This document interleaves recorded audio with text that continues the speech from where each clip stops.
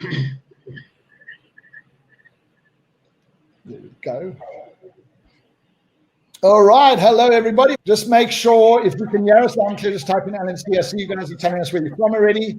And I don't have my glasses with me, but I can sort of read them. In fact, Serge, you do the job. Young Mexico, we got Rome. We've got someone from Cape Town. Croatia is in the house. Slovenia, fantastic. We've got people from Nigeria joining us today. A lot of South Africans coming in. I know John is very part. Greece, Brazil. So a lot of South Africans, but a lot of Europeans coming in at the moment. Portugal, Florida, USA, not South Africa, Florida. We've got Romania, Ireland, Dubai, Kenya, Bahrain. This is fantastic. Scotland, there's probably more diversity in this session than we've ever had in the other one. St. Lucia's here in South Africa. We've got Egypt in the house. We've got England. We've got Namibia, Sweden, Hong Kong, Lithuania, Mauritius, Michigan, all the way from the USA. Philippines in the house, Cyprus, Malaysia, Ireland again. We've got so many different people. Australia's up late at night, it looks like. What's the time now? Yeah, Adelaide, Australia. It's not too bad. We've got a good mixture. So we literally got all sides of the planet. We've got Canada coming in there as well. This is amazing. Obviously, I mean, this is something I was just telling John about this, how much we absolutely love this and how amazing it is. And he was saying as well how he gets to do, for the first time ever, breakthroughs where he has people from different parts of the planet at the same time. After being thousands of breakthroughs in rooms.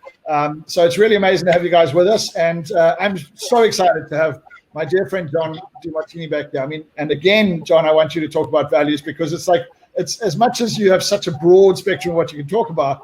I just can't get past this. You know, we're talking to so many people that have never actually they've never been in a situation where they can explore this concept of authenticity and living a life that's true and understanding how to, master the law of attraction, how to live a life that's, based on inspiration.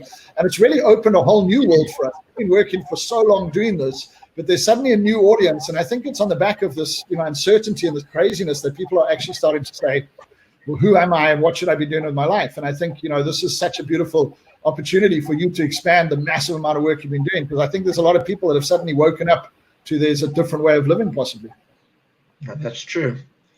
So you tell me when to go and I'll start. Yeah, we're going to get you going now. So, guys, Dr. DiMartini is, in my question, not even a debate about being one of the leading human behavioral specialists in the world. He's my go-to guy, I always say. I think he's a lot of the teachers' go-to guy when it comes to a lot of the understanding. And that's mainly because he's just ridiculously researched. His highest values research. He's done, I don't know any other human on the planet that does as much research, especially on our field. And I love that because then I get to bypass stuff. I just get to have a lunch with John and ask him 5 questions. And, I could have spent 7 years trying to figure out the true answers of this, and he'll just confirm it for me or not confirm it for me. And he's really an amazing man in that way. But I think it's the impact that he wants to make and the impact that he does make that makes him really special. So yes, he's written masses of books. He was obviously on The Secret. He's been, on numerous, all over the place. He's been featured all over media. Everybody knows his work. But it's the heart of the man that really stands out and the impact that he makes through people and his absolute dedication to wanting just to get people to live authentically and to live true to who they are. And I think this is one of the most profound things. And on the back of COVID, on the back of this humbling experience that we're going through on the planet, I think a lot of people have realized maybe it is time to stop whatever life they were living and actually choose to live the life they live. And behind all of this is a simple concept that John has, beautifully been able to portray called values. And that's what I've asked him to talk on today as well, because I think the ability to truly know who we are and to live in congruence with who we are is the cornerstone to just about everything else that we do. So I just want to, thank you again, John. You've been so busy. People think that we all sit in home do nothing when we do events, but you've been working with millions of people all over the place. And so, but I really appreciate taking out. It's wonderful to see you again. And we're super excited to hear what you have to say again. All right. Thank you so much for having me. And whoever and wherever you happen to be, thank you for joining Brian's program and being with me today. So, values. I have been exploring human behavior and teaching in that field for 47, this will be, the end of this year will be 48 years. And I have been fascinated by what is it that makes people tick, makes them do exceptional things, how to live an amazing life, how to expand awareness potential, these type of things. So I want to share with you some principles and some methods that I'm certain can help you take wherever you are to where you want to go more effectively. So I'll start with this way, and if you have something to write with and write on or take notes or just use the recording or whatever, probably wise to take some notes too. Every human being, including yourself, regardless of gender, age, and culture, lives by a set of priorities, a set of values, things that are most to least important in their life. And that set of values or set of priorities, called a hierarchy of values by some, are fingerprint specific. So your set of values are different than the person on either side of you, around you. And no two people can have exactly the same set of values. The perspectives and the vantage point that each of us have all lead to different sets of values. And I'll elaborate on those and where those come from as we go along.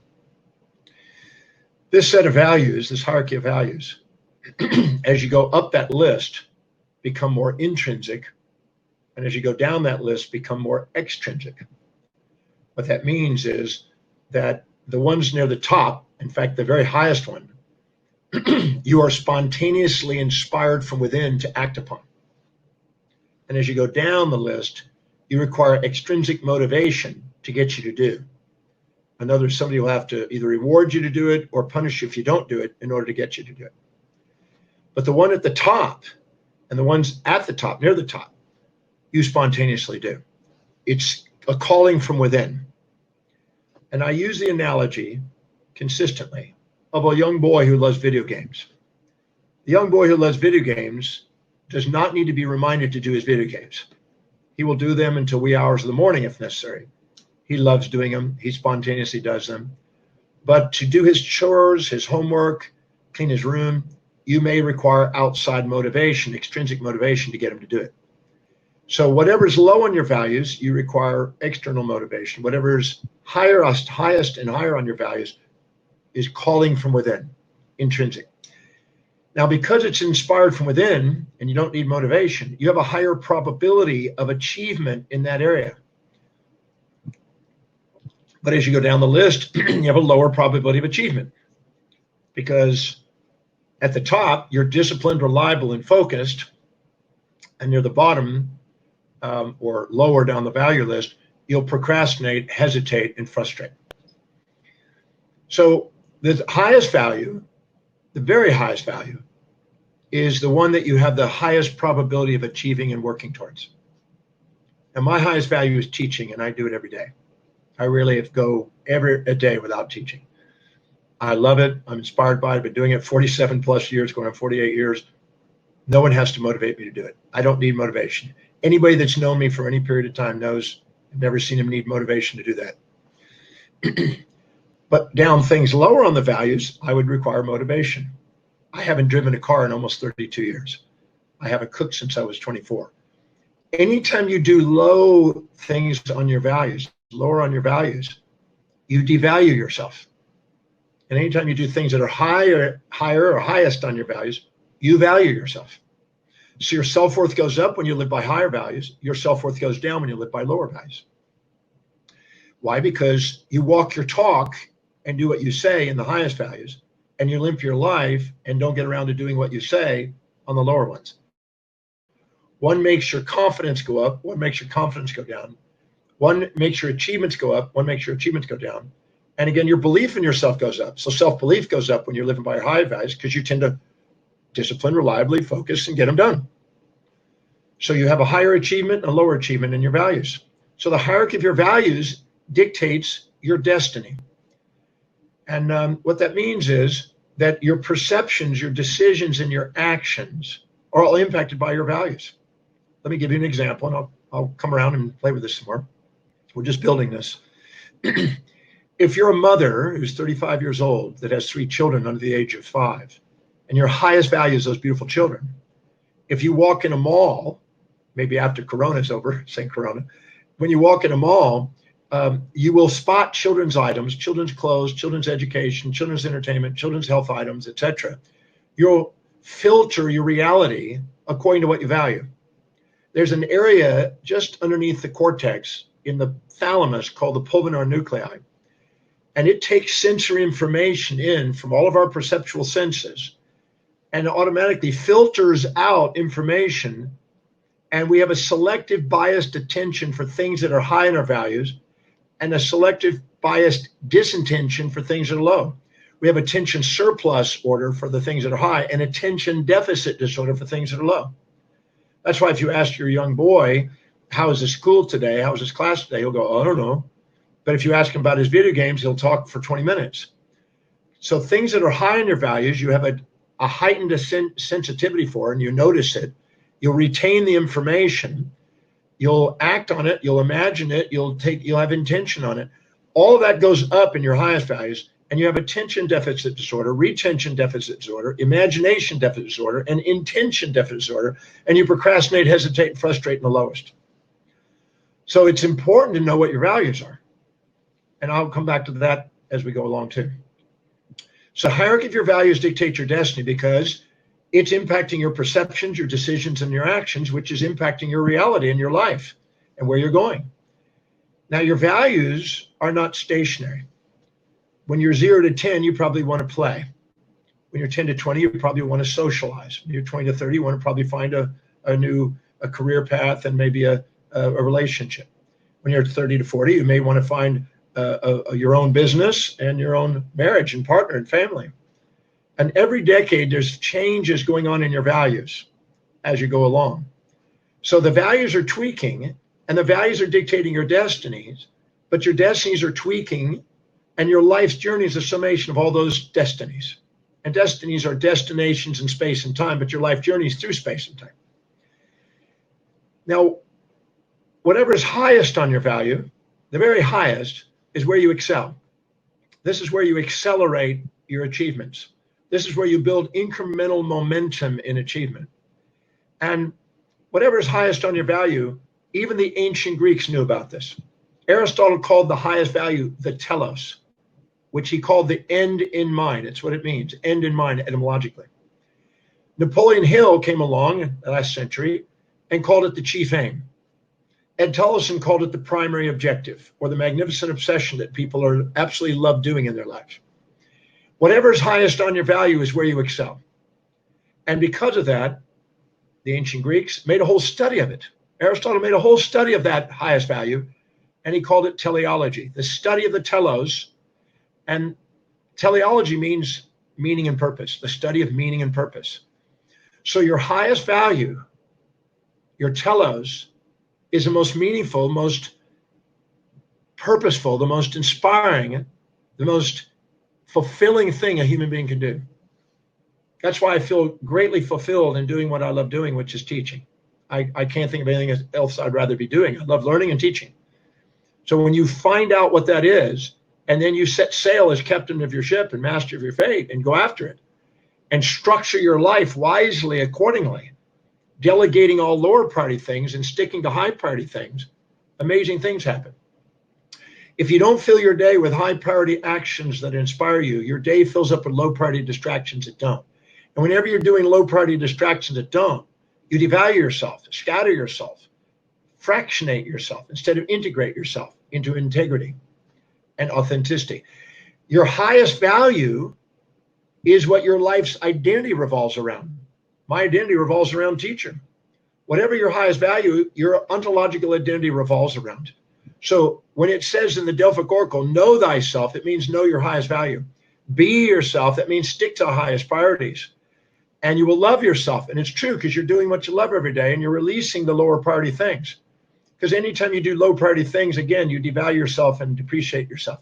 And the reason why you devalue and depreciate yourself is because you're designed to do that.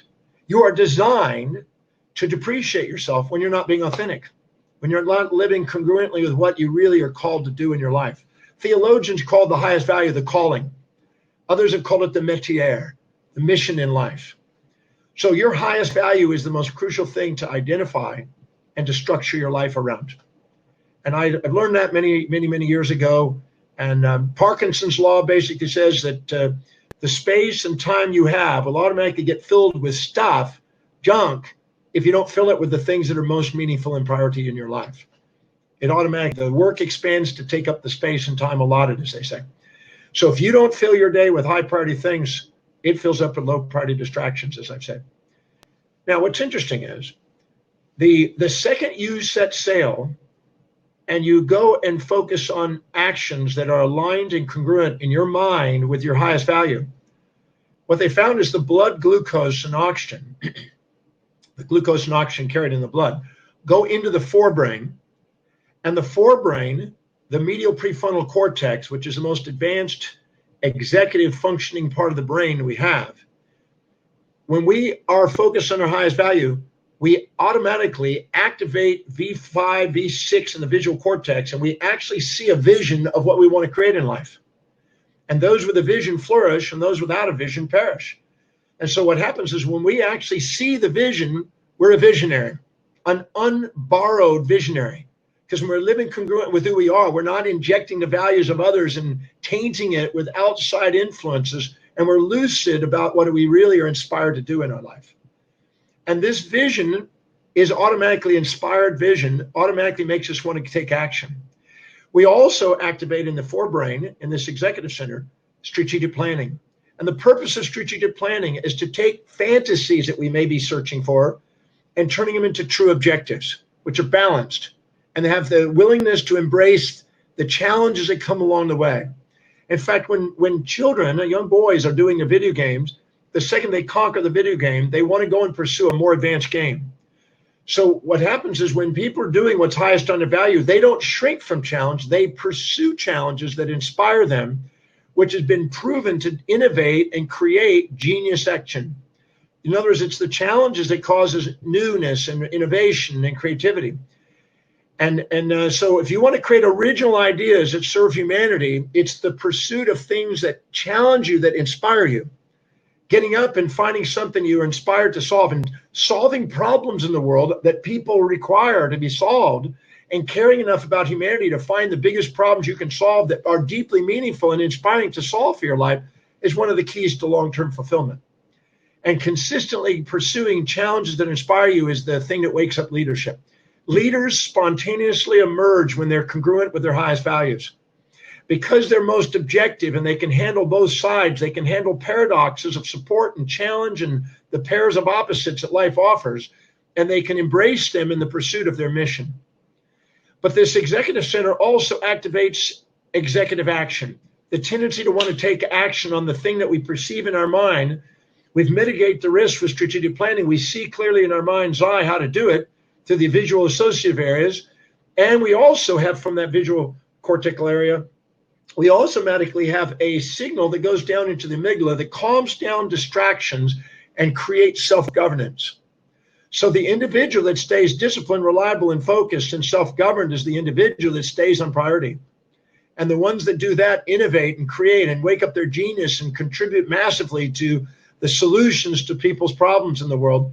And then they have the fulfillment. We all know that when we're doing something that really inspires us and it really serves lots of people, we have the greatest fulfillment.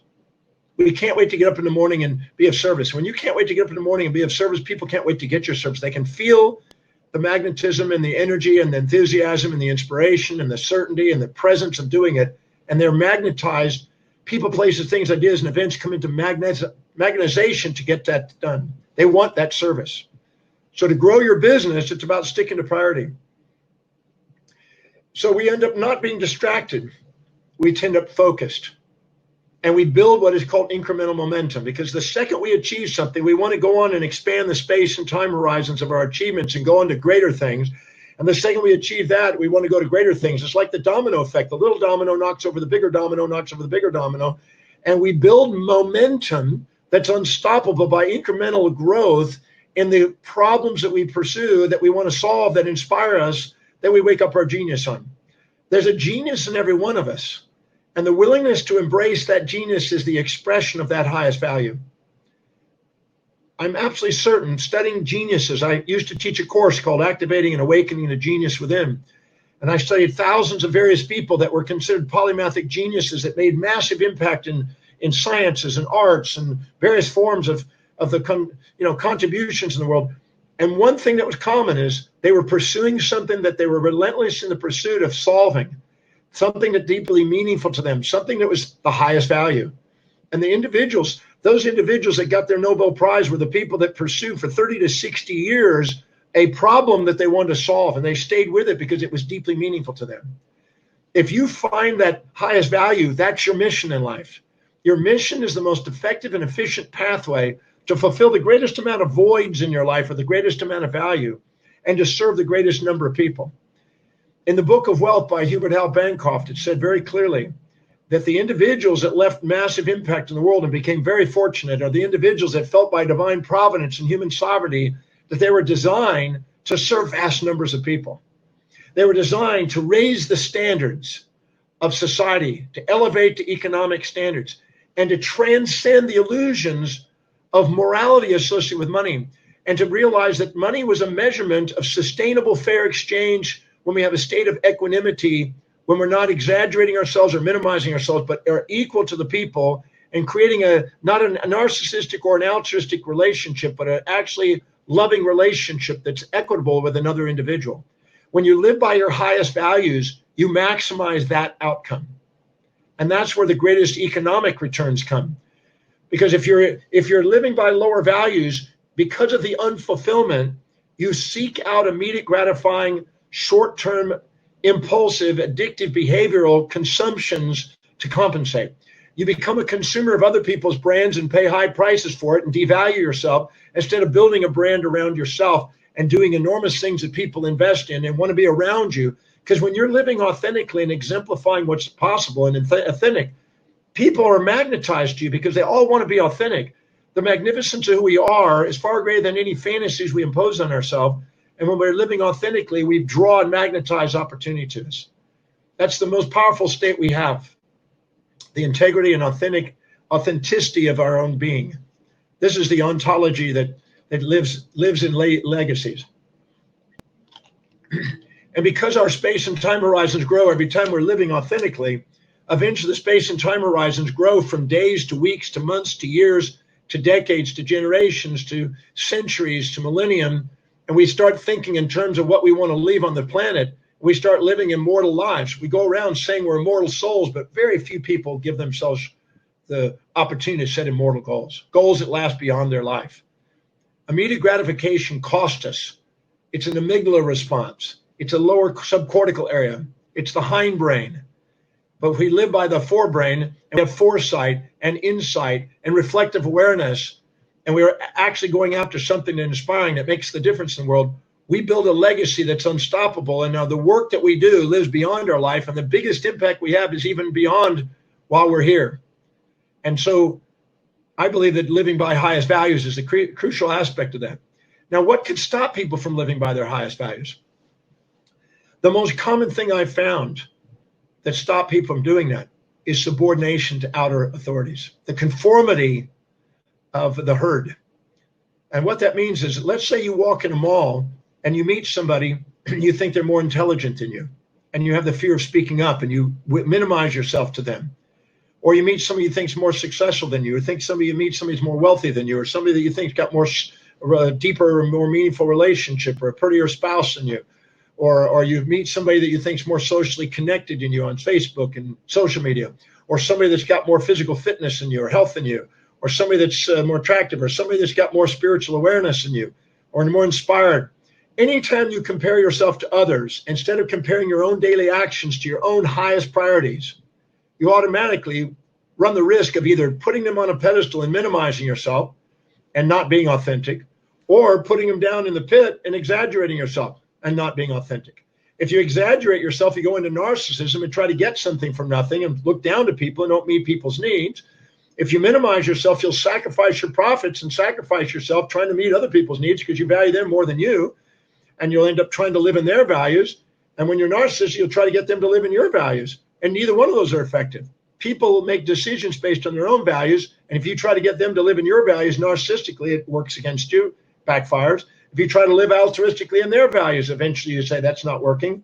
you sacrifice your profits. But if you have a realization that what you see in them, the seer, the seeing, and the seen are the same, and you have reflective awareness, and you have equanimity and equity, and you're not exaggerating and minimizing yourself, you're being yourself, and you're loving what you do, and you care about the customer, and you basically want to go and serve humanity, the greater the cause of that, the greater the impact you're going to have, and the greater the reward you're going to have, and you've sustainable fair exchange, which is the only thing that really lasts and builds long-term relationships. So it's the subordination to the world on the outside. Emerson said, envy is ignorance and imitation is suicide. Albert Einstein said, my contempt for authority is what made me the authority. We're not here to minimize ourselves to other people and disempower ourselves. We've all been intimidated by somebody before and shrunk. And the moment we exaggerate them and minimize us, we end up trying to live in their values instead of living our own. And that's what scatters us and makes our mission and purpose unclear. The subordination to all the people around us and the desire to fit in conformity. Ernest Becker, in his Pulitzer Prize winning A Denial of Death text, showed very clearly that most people are looking for a hero on the outside instead of awakening the hero from within. And it's the individual that's an unborrowed visionary that wakes up their genius and the hero from within that actually makes the difference in the world. At first, they're ridiculed and maybe violently opposed because they are standing strong with a new and innovative idea. But eventually, if they stay focused on it, they build a culture. And we're not here to live subordinating to some other culture. We're here to create our own culture. And I'm a firm believer that you have a leader inside you and you have the capacity to create your own, you might say, culture in your life. And if you incubate a culture, it ends up being a macro culture. And there's no reason why you can't have something globally today in your life, wherever you are. A global vision leads to that. And by the way, your vision grows and expands every time you're congruent. So if you have a vision that's only as big as yourself, you won't probably get beyond yourself. It takes a vision as big as your family to get beyond you, to be masterful of you. And it takes a vision as big as your community to be master in your family. And if you want to lead your community, you need a vision as big as your city. If you want to lead the city, you need a vision as big as your state. If you want to be number one in the state, you need a vision as big as your nation. If you want to be number one in the nation, you need a vision as big as your world.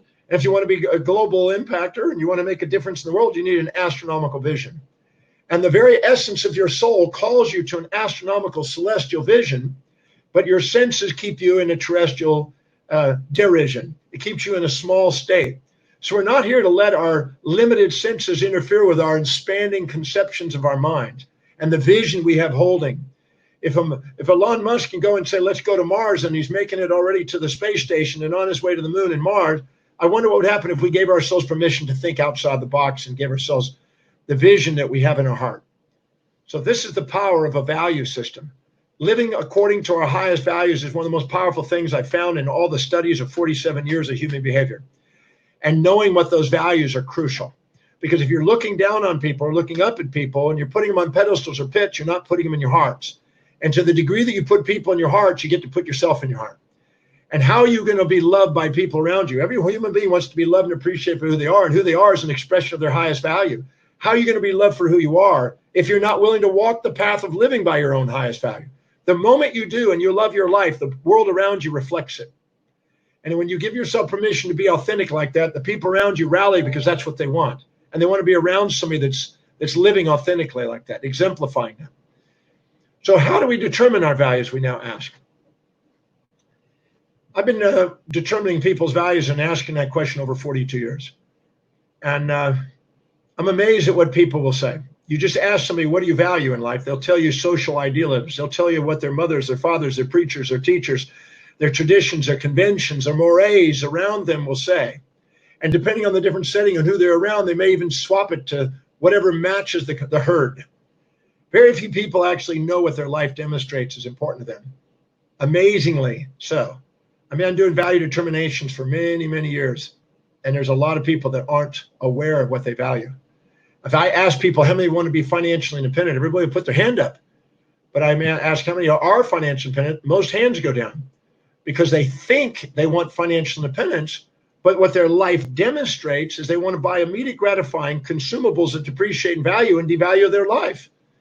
And so what they say they want and what they're actually doing is two different things. And I'm not interested in what you say. Words are cheap. I'm interested in what your life demonstrates. So when I want to know what the hierarchy of somebody's values are, I want to know what their life is demonstrating, not what they fantasize about. not what they wish it would be, not what they hope it will be, not what they think it should be, it's supposed to be, ought to be. Anytime you're listening inside your head and you're hearing yourself saying, I should, I ought to, I supposed to, I got to, I have to, I must, and they're imperative languages, you're living by somebody else's values. You're trying to fit in instead of stand out. And you won't empower your life that way. And by the way, any area of your life you don't empower, somebody's going to overpower you. If you don't empower yourself intellectually, people are going to tell you what to think. If you don't empower yourself business-wise, you'll be told what to do. If you don't empower yourself in finance, you'll be told what you're worth. Don't empower yourself in a relationship, you'll be doing things around the house, trapped doing things you don't love doing. If you don't empower yourself in your social life, you'll be told propaganda to believe that's not even real. If you don't empower yourself physically, you're going to be told what drugs to take and what organs to remove. You don't empower yourself spiritually, you'll be told some dogma that's antiquated. It's not even related to this day and age. The wisdom is to actually have the courage to be yourself. Walking on coals, jumping off bungee jumps are insignificant reflections of courage compared to being yourself. And having the audacity to walk the path of an unborrowed visionary and being yourself is one of the most powerful things you can do. And that starts with knowing what you value most. So to determine your values, I don't go by what people say. I go by what people live. What does their life demonstrate? Your hierarchy of values is revealed in the demonstrations of your life. My life demonstrates that I research and teach every single day. Teach literally every day. And so in the process of doing that, my life demonstrates it. So what is your life demonstrating?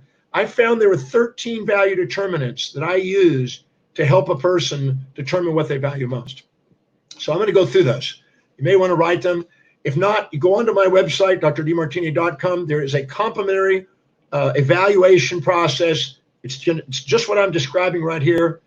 And it's basically going through these 13 value determinants, and it's free and it's complimentary and it's simple, and you do it on there. It takes you about 30 minutes, and answer it with integrity. Don't write down what you fantasize, write what's real, be objective about it, and do it again a week from now, and do it again a month from now, and every 3 months do it to keep current with what your values are showing, and be honest. And it will be a very, very a big contribution to your path of authenticity and integrity. So here's the first value determinant, space. Things that are very, very, very, very, very valuable to you, keep in your space. You have what is called an intimate space, a personal space, a social space, and a public space. Your intimate space and your personal space is anywhere from 1.5 feet to 4 feet. It's within reach of your hands. If you look at where you spend most of your time in a day, over a period of time, and look at what are the dominant items you keep in that space most consistently, and take the top 3 most consistent items you fill your space with, they will reveal what's important to you.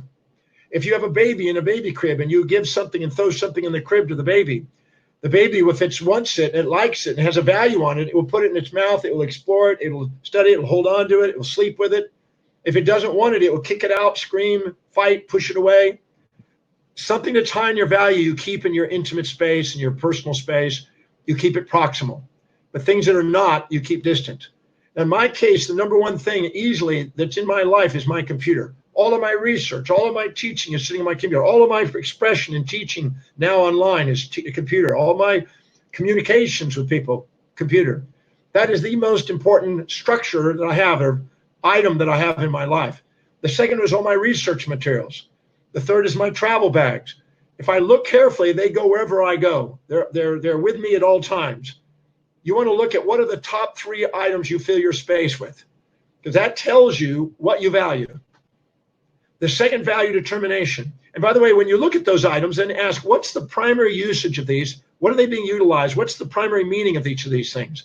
My computer is a computer, but what it represents is all my research and teaching. So you want to look at distill it down. What is the very essence of why that's there, that item? What's its purpose? What's its meaning? What is it being used for? And write that in parentheses next to the item, and that tells you what you value most. The second value determination is time. You find time, make time, spend time on things that are valuable. But you run out of time, don't want to spend time, and can't find time for things that aren't. So what do you find your day consisting of? You take your sleep time out and put your daytime in, and find out how much time you actually are doing things. And be honest, be objective. Don't make up what you wish it would be or what it used to be or what you hope it will be. Write down what your life demonstrates. How do you spend your time? Now I look at my life, without a question, I spend most of my time teaching. I spend 14 hours a day sometimes doing presentations, sometimes 10 days in a row doing them. So I love teaching. What do you spend your time on? What do you second most spend your time on? Researching. If I'm not teaching, I'm researching something. If not, I'm traveling. Up until Corona, I've been traveling. Now I'm traveling online with Zoom. But in the process of doing it, look at what your life truly demonstrates on the top 3 things you spend your time on. And you will see that the time is reflecting also the space. There will be a reiteration of the same repeated things or synonyms of each other in these answers if you're honest. If you're not getting the same similar answers, somehow you're not being honest with yourself. The third value determination is energy. When you're doing something high in your values, your energy goes up. When you're doing something low in your values, your energy goes down. Your reticular activating system literally animates you or deanimates you according to your values. And if you're doing something that's really high in your values, you're full of energy. And if you're not, boom, drained. I've sometimes come in and flown up from South Africa, going into Perth and all the way into Sydney, and get in at 6 in the morning and start a seminar at 8 o'clock. I get 2 hours sleep, and I'm cranking all the way to 2 in the morning sometimes. When you're doing something you love to do, you transcend even the sleep process. And when you're inspired like that, you have more energy at the end of the day than when you started. So what is it that energizes you most? The top 3 things that energize you most. And you'll find out it's similar to the same things you put in your space and your time, because they're the indicators. The fourth one is money. You make money, find money, spend money on things that are valuable to you. So look at your disbursements. Where's most of your money going? Second most going? Third most going? It looks at where those are, and it tells you what you value. In my life, when I was in my 20s, I would buy 40 to 70 books a week on average, and most of it was going out, and I was going to professional school and paying for that. Most of my money was going towards education. And then when I got out of practice, got into my practice and started speaking more, it went into travel, it went into education, it went into my business. If I look at where I put my money, it tells me what I value. So you look carefully at where your money is going most, second most, and third most. And you'll find that it's reiterated again, space, time, energy, and matter, the STEM, are all very similar and pointing to the same direction. The fifth one is where you most ordered and organized, because whatever high on your values, you bring order and organization to. Whatever's low, you have disorder and disorganization. That's why you had attention surplus order in your highest values and attention deficit order in your lowest values. So where are you most organized? My research is incredibly organized. My teaching is organized. The information I'm presenting is organized. My travel schedules are highly organized. I get an itinerary every day. I know exactly what I'm doing hour by hour. Where are you organized? That tells you what you value. And wherever there's chaos is, you don't get around to doing it. It's not important to you. You don't waste your time on it. Where are you most organized? Again, that will show up the similar answers if you're being honest. The next one is, what is it you're most disciplined, reliable, and focused on? Something that you spontaneously do that nobody ever has to remind you to do. Nobody ever has to remind me to teach. Nobody ever has to remind me to research. And I love traveling. I live on a ship called the World that travels around the world just so I can travel. So if you look carefully, your life is demonstrating what you value and where you're most disciplined and spontaneously acting. That's what I want to know. What are the top 3 things you spontaneously act? If you answer those, please go online, take advantage of this. Because if you know what that is, you can start structuring your life around it. Wisdom is making sure that you don't do low priority things, because that leads to a life of desperation. You're sticking to high priority things. I'll go to that at the end before I get through today. The next one is automatically, what are you thinking about how you would love your life to be that shows evidence of coming true? What are you thinking about how you would love your life to be that shows evidence coming true? If there's no evidence, don't write it. If it's not what you want, don't write it. What are you thinking about how you would love your life to be that shows evidence coming true? I think about traveling the world, but I have evidence of it coming true, and it's what I want in my life, and seeing and teaching. So what is it you think about how you would love your life to be that shows evidence coming true? The next one is, what are you visualizing about how you would love your life to be that shows evidence coming true? And the next one is, what are you internally talking to yourself, internally dialoguing with yourself about how you want your life that shows evidence of coming true? Your thoughts, your visions, and your internal dialogues will match and be congruent. And if those answers are the same, you're on track. They will match all the other value determinants. Mine come up the same all the way through. What I think about is traveling the world teaching and sharing my research. What I visualize is that. I'm the kind of guy that goes into a city. I've got a list of all major cities in the world that have a minimum of so many millions of people on it. I go into the theaters, I go into the ballrooms, I go into the convention centers, I take pictures of those, I put myself inside those pictures, and I see those in my mind's eye. And then I manifest that. And now on Zoom, we get to all the countries in the world, and I've got a globe, and I've got a world map, and I hold that as a vision. So I see it in my mind's eye, I think about it, and I internally dialogue to myself, right? I'm an international professional speaker traveling all the world to spirit, inspiring millions of people. So my internal dialogue, my vision, and my thoughts are focused on the same thing that I love doing. I spend my time and energy and vision on. So you look at what are those answers and be honest about the top three, and it points in the same direction. And after a while, you're going to see this just smack you and go, bang, that's what I'm up to. The next one is, what do you love conversing with other people around? When you get around people, what do you want to talk about? And what do you keep wanting to bring the conversation to? Anything to do with human behavior, I'll talk all night about it. But you can start getting off away from what's really inspiring to me, and I'll get quiet, more introverted. So look at what you become extrovertedly, want to talk about and converse about most. And even if you're tired, if somebody starts to talk about it, you come alive and you get your second wind. You're on a roll again. And what you're doing, you don't even notice time when you're doing it. I want to know what those top three topics are that you love talking about most. And you can converse about it all the time. And you keep bringing the conversation. People come up to you and say, how's your kids? How's your golf game? How's your business? How's your investments? It tells you what they value. You look at what you're valuing that. The next one is what inspires you and what's common to the people who inspire you. If you look carefully about what inspires you, what's common to the people who inspire you, it tells you what you value in your life. So what is common to the people inspiring? I've been inspired by the great philosophers, the great thinkers, the great Nobel Prize winners, the great geniuses that come up with innovative ideas that make a difference in the world. I want to surround myself with that and fill my brain with that. That's what inspires me. It brings tears of inspiration to me. The next one is, what are the three top goals that you have that you're absolutely inspired to go and do and you're making come true? The three most persistent, consistent goals that you have that are showing evidence coming true. And the last one is, what is it you love studying about, reading about, learning about, and listening to about most in your life? If you look at what it is that you absolutely love learning about and listening to and want to study, that tells you what you value.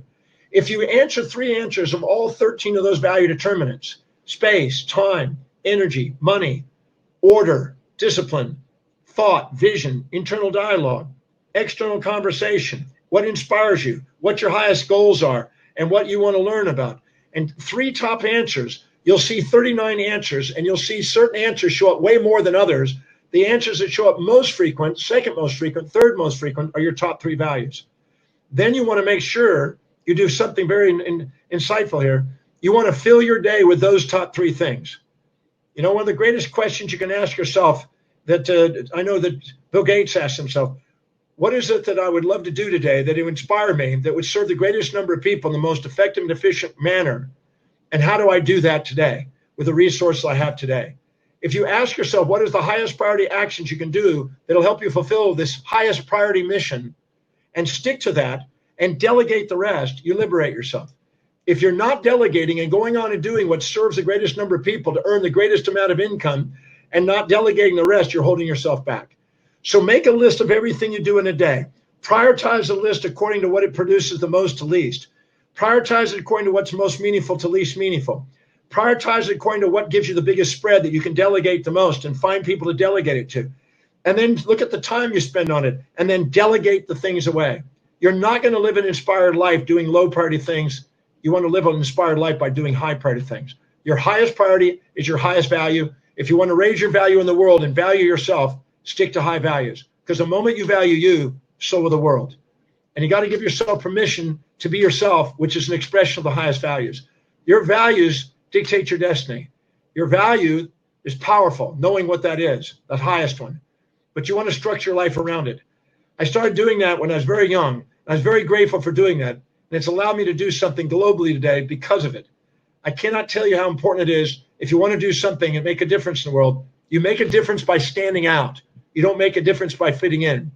And if you try to subordinate to the world around you and let everybody else's values vie for your attention and scatter you and cause entropy and break you down and fractionate you, you won't be as powerful as you are when you live authentically. You remember on The Secret, when the voice and the vision on the inside is louder than all opinions on the outside, you begin to master your life. You're not here to subordinate. You're here to ordinate.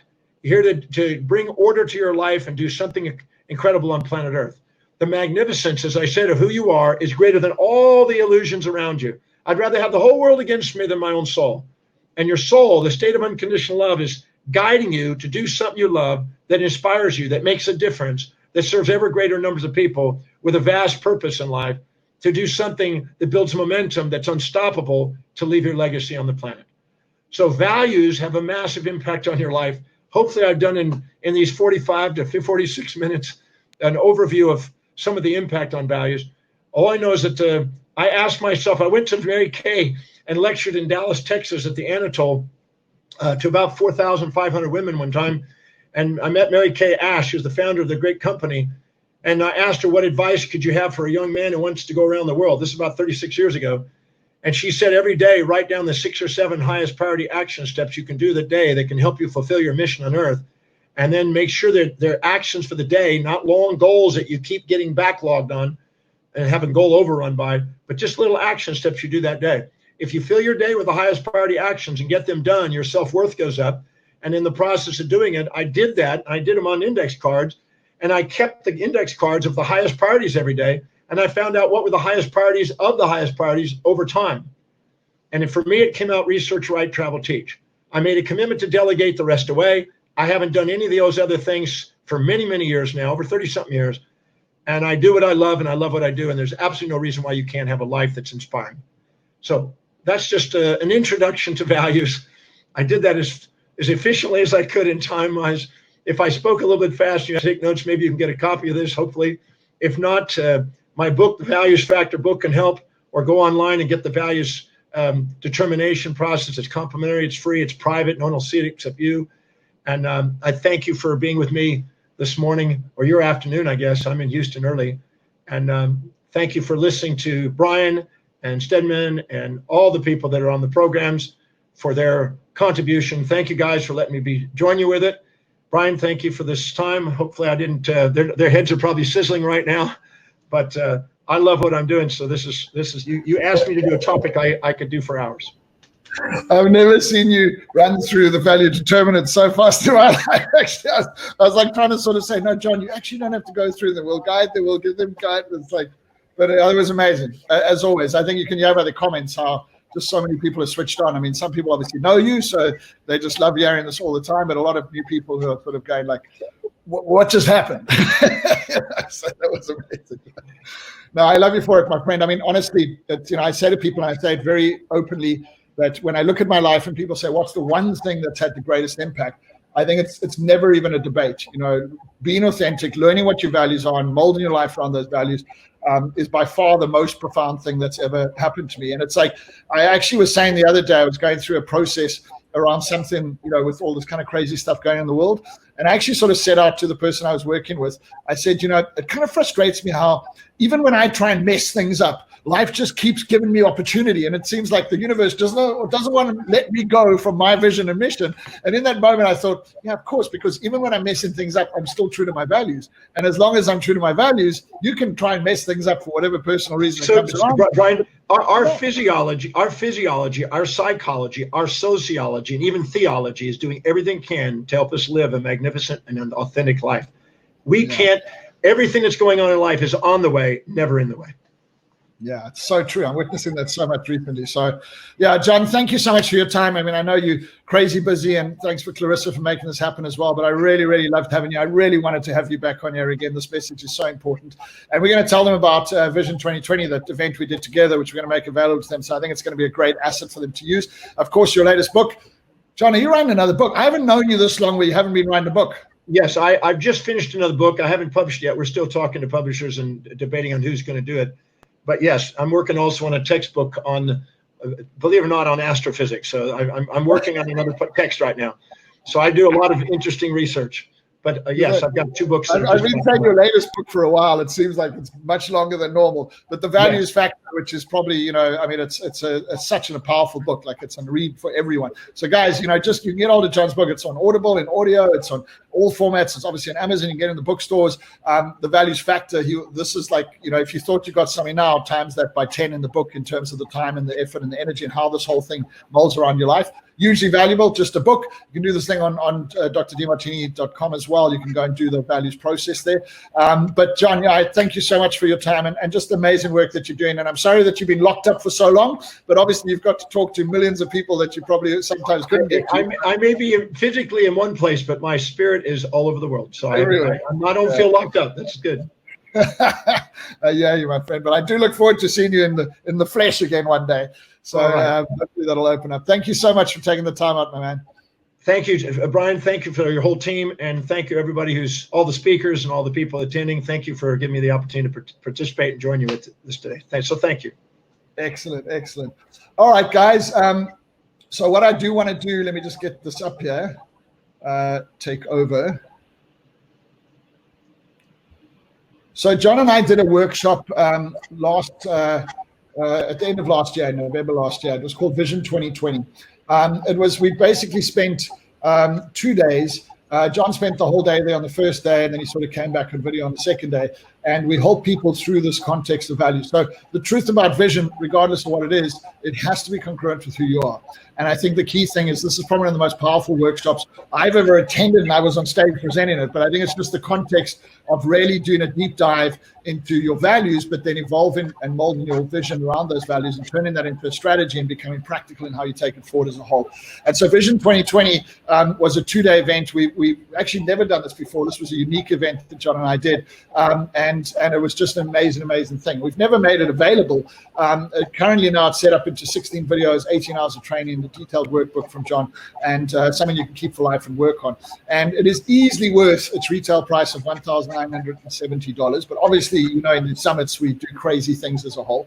So this is an opportunity to really, you'll get to work through everything, but more importantly, how to mold it into your life, how to utilize your time, how to become productive around it, how to maximize your opportunity in terms of creating vision, maximizing vision, building teams. It's actually incredibly comprehensive in terms of implementation as a whole, and it's very powerful. So we're making this available, and I think it's going to be something that people really want to do. So here's my question: if we said this was available to you guys, and it's exclusively available to you guys off the back of this particular summit, how many of you would think it would be valuable to have this, and how many of you would love us to obviously do something a little bit special, come up with a better price, because we can knock off a few dollars here or there.